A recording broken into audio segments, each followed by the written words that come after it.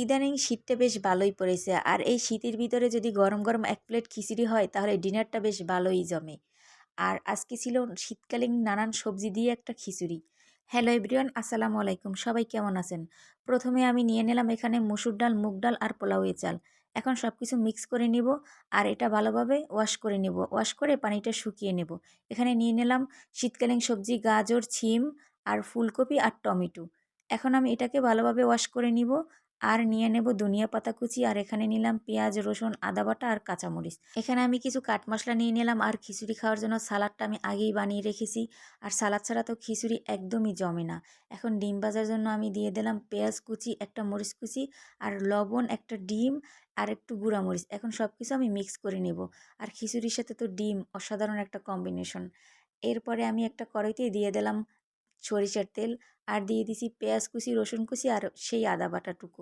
এরপরে আমি সব কিছু তেলের সাথে ভেজে নিব। এরপরে ওই কাট মশলাটা দিয়ে দেবো। সব কিছু আমি তেলের সাথে ভালোভাবে ভেজে নিব, যাতে আদা রসুনের যে একটা কাঁচা গন্ধ ওটা চলে যায়। এরপরে পানি দিয়ে দিলাম।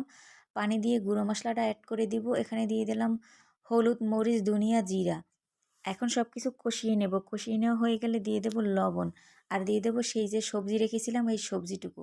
এখন সব কিছু আমি ভালোভাবে মিক্স করে নেব, মশলার সাথে একটু কষিয়ে নেব। এরপরে আমি দিয়ে দেব সামান্য পরিমাণ পানি।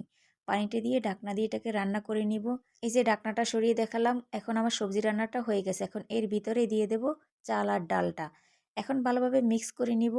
আর এই সবজির সাথেই ভালোভাবে চাল আর ডালটা মিক্স করে ভেজে নিতে হবে।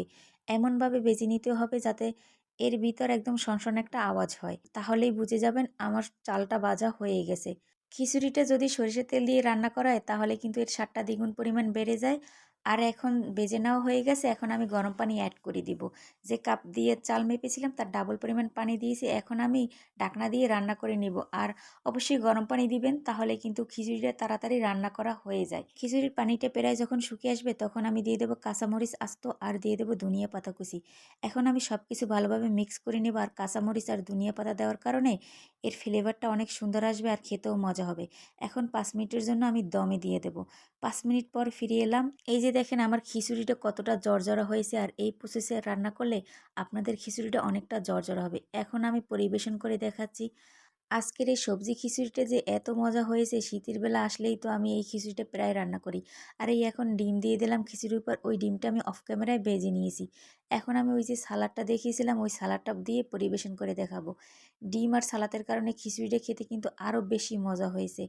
আমি যেই প্রসেসে রান্নাটা দেখিয়েছি আপনারা যদি এরকম সবজি খিচুড়ি রান্না করেন, আশা করি আপনাদের রেসিপিটাও একদম পারফেক্ট হবে। আজকের ভিডিওটি ভালো লাগলে অবশ্যই একটা লাইক দিয়ে পাশে থাকবেন আর পেজ ফলো করতে ভুলবেন না। চ্যানেল থেকে দেখে লাগলে চ্যানেল সাবস্ক্রাইব করবেন। সবাই ভালো থাকবেন। আল্লাহ হাফেজ। আর আমার জন্য দোয়া করবেন।